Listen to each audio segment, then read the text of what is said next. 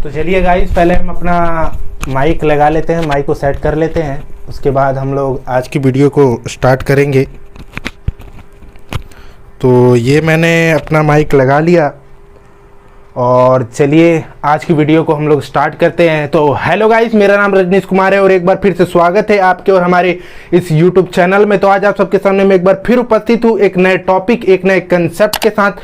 तो आज हम लोग बात करेंगे ड्रेन ऑफ वेल्थ, अर्थात धन के निष्कासन का सिद्धांत। आखिर धन के निष्कासन का जो सिद्धांत था वो क्या है, और इसके साथ ही साथ हम लोग इसके सोर्सेस के बारे में बात करेंगे, जिनके माध्यम से हम लोग को पता चलता है कि ड्रेन ऑफ वेल्थ अर्थात धन का निष्कासन जो हुआ किन किन माध्यमों से, किन किन सोर्सेस से हुआ। और इसके साथ ही साथ अंत में हम लोग बात करेंगे इसके परिणाम की। तो आइए चलिए स्टार्ट करते हैं।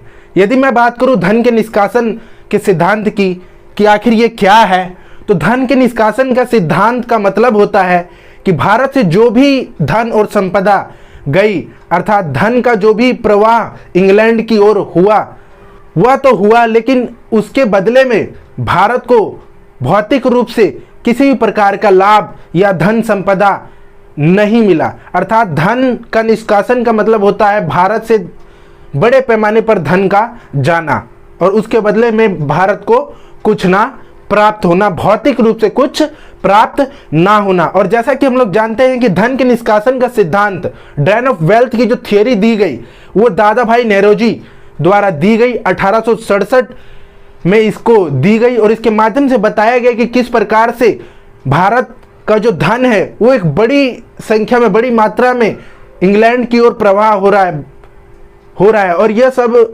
जो बताया, यही दादा भाई नौरोजी द्वारा धन के निष्कासन के सिद्धांत को सर्वप्रथम बताया गया। और poverty and un British rule in India की पुस्तक में दादा भाई नौरोजी द्वारा बताया गया कि किस प्रकार से भारत से बड़ी संख्या में, बड़ी मात्रा में धन और संपदा जा रहा है और उसके बदले में भारत को कुछ नहीं मिल रहा। और इसका परिणाम यह हो रहा है कि भारत एक गरीब और मजबूर जनता के रूप में भारत की स्थिति सामने आ रही है। अब हम लोग बात करते हैं इसके सोर्सेस की। यदि हम लोग इसके सोर्सेस की बात करें कि धन के निष्कासन जो हुआ वो भारत से किस किस तरीकों से, किन किन माध्यमों से हुआ, तो हम लोग जानते हैं कि किस प्रकार से रेलवे के द्वारा ब्रिटिशर्स ने बड़े पैमाने पर अपनी बनी बनाई वस्तुओं को भारत में लाकर भरमार कर दिया। और इसके साथ ही साथ उन बनी बनाई वस्तुओं के लिए कच्चा माल भी वो भारत से ले जाया करते थे। तो इसके माध्यम से बड़ी संख्या में कच्चे मालों को उनके द्वारा यहाँ से ले जाया गया और इसके लिए किसी प्रकार का कर भारत को नहीं मिलता था। और इसके साथ ही साथ बड़े पैमाने पर जब ब्रिटिश द्वारा उत्पादित वस्तुओं को भारत में लाया गया तो उससे बड़ी मात्रा में पैसा अर्जित कर उसको ब्रिटेन भेजा गया। अर्थात कच्चे माल को यहाँ से ले जाना हो उसके लिए भारत को लाभ नहीं हुआ, और साथ ही साथ ब्रिटिशर्स द्वारा बड़े पैमाने पर जो वस्तुएं लाई गई उससे भी उनको अत्यधिक लाभ हुआ और वो भी ब्रिटेन चला गया। और इसके साथ ही साथ हम लोग जानते हैं कि किस प्रकार से रेलवे के विकास के लिए बड़े पैमाने पर ब्रिटिशर्स द्वारा ब्रिटिश पूंजीपतियों को, ब्रिटिश निवेशकों को आकर्षित किया गया और उसके माध्यम से उनको कहा गया कि आप आइए और रेलवे के विकास के लिए भारत में बड़े पैमाने पर पूंजी लगाइए और उसके बदले में हम आपको लाभांश अर्थात कुछ लाभ का हिस्सा देंगे। और यह लगभग 5% हुआ करता था। और इसके लिए उन्होंने बड़े पैमाने पर सार्वजनिक रूप से ऋण भी लिए थे, ब्याज भी लिए थे। और ये सारा का सारा ब्याज और ऋण और रेलवे के विकास के लिए जो पूंजी ली गई थी ब्रिटिशर्स द्वारा, वो सारा का सारा यहाँ पर हम लोग देखते हैं कि भारतीयों पर आरोपित कर दिया गया था, भारतीयों को देना पड़ता था। तो इस प्रकार से धन का निष्कासन रेलवे के माध्यम से भी हम लोग को देखने को मिलता है। वही हम लोग अगले पॉइंट की बात करें तो वेतन और भत्ते एवं पेंशन के माध्यम से भी धन का निष्कासन हुआ।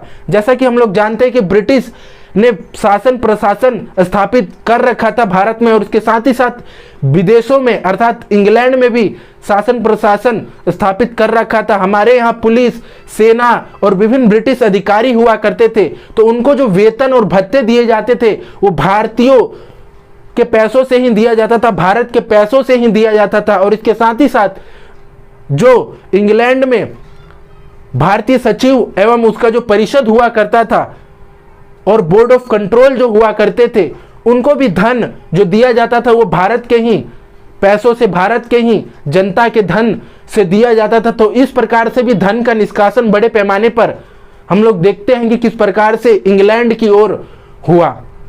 और अगले पॉइंट की यदि हम लोग बात करते हैं तो वो है सेना। सेना का अर्थात यहाँ पर मतलब है कि जिस प्रकार से इंग्लैंड में हम लोग जानते कि औद्योगिक क्रांति आई हुई थी तो वहाँ पर बड़े पैमाने पर सेना के लिए भी साजो सामान, अस्त्र शस्त्र बनाए जा रहे थे। और इंग्लैंड में चूंकि ये बनाया जा रहा था तो वहाँ पर हम लोग देखते हैं कि किस प्रकार से जो सैनिक से संबंधित वस्तुएं हुआ करती थी इंग्लैंड भारत के लिए, भारत के नाम पर उनके लिए खरीदा करता था। और इसके साथ ही साथ जो सैन्य अभियान चलाए जाते थे इंग्लैंड द्वारा, इन सब के लिए जो खर्चा हुआ करता था वो भारत पर आरोपित कर दिया जाता था। भारत के द्वारा ये सब देने का कार्य किया जाता था। और इस प्रकार से हम लोग ने देखा कि क्या सोर्सेज रहे। अगले पॉइंट की ओर हम लोग बढ़ते हैं, वह है परिणाम। यदि हम लोग इसके परिणाम की बात करें तो इसके परिणामों में हम लोग पाएंगे कि दो तरफ के इतिहासकार देखने को मिलते हैं। एक तरफ है हमारे ब्रिटिश इतिहासकार और एक तरफ है भारतीय इतिहासकार, और दोनों के ही अलग अलग इसको लेकर मत है। जिसके अंतर्गत हम लोग देखते हैं कि ब्रिटिश इतिहासकार, साम्राज्यवादी इतिहासकार कहते हैं कि धन की निकासी नहीं की गई, बल्कि यह जो किया गया वह ब्रिटिशर्स द्वारा भारतीयों को सभ्य बनाने के लिए, भारत में कानून लाने के लिए, न्याय लाने के लिए और भारतीयों की सेवा करने के लिए, शासन प्रशासन को सुचारू रूप से चलाने के लिए, भारतीयों की सेवा के लिए, ये सारा का सारा धन उनके लिए ही, भारतीयों के लिए ही लगाया गया। लेकिन ये बिल्कुल भी तार्किक और वास्तविकता नहीं थी दोस्तों, क्योंकि हम लोग जानते हैं कि किस प्रकार से हम लोग ने सोर्सेस के माध्यम से देखा कि किस प्रकार से लाभांश के माध्यम से, वेतन भत्ते एवं पेंशन के माध्यम से, और के साथ ही साथ सेना के स्तर पर और न्यायिक और प्रशासनिक स्तर पर किस प्रकार से धन जो लगाया जा रहा था वो भारत की तरफ से ही, भारत की जनता का ही लगाया जा रहा था। और इसके माध्यम से किस प्रकार से बड़े पैमाने पर जो धन था वो इंग्लैंड की ओर प्रवाह होता हम लोग को देखने को मिलता है। और इसका अंततः परिणाम यह हुआ कि हम लोग जानते हैं कि किस प्रकार से बड़े पैमाने पर जो औद्योगिक क्रांति इंग्लैंड में स्थापित हुई थी, स्टार्ट हुई थी, उसकी तो पूर्ति हो गई। साथ ही साथ भू राजस्व के माध्यम से जो इन्होंने धन अर्जित किया था, कृषकों से जो जबरन इन्होंने वसूली की थी, उसके माध्यम से सारा का सारा जो धन गया वो ब्रिटिशर्स की ओर अर्थात इंग्लैंड की ओर उसका प्रवाह हुआ। और इसके बदले में दोस्तों मिला क्या?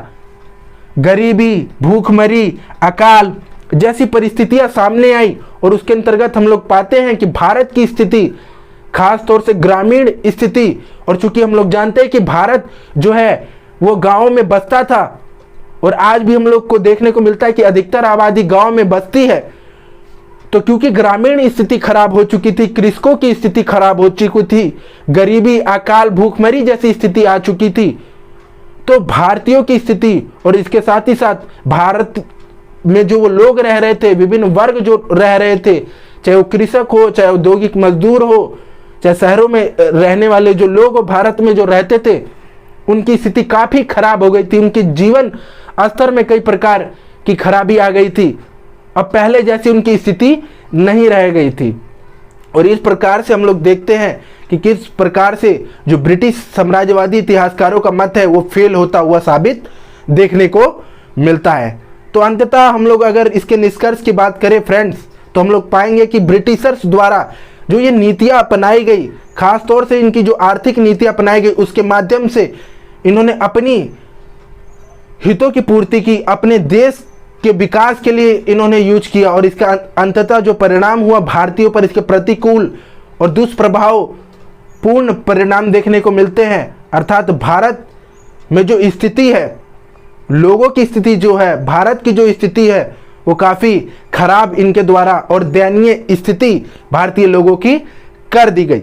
तो ये था आज का मेरा वीडियो, कैसा लगा जरूर बताएं, लाइक और सब्सक्राइब करना ना भूलें। थैंक यू, धन्यवाद।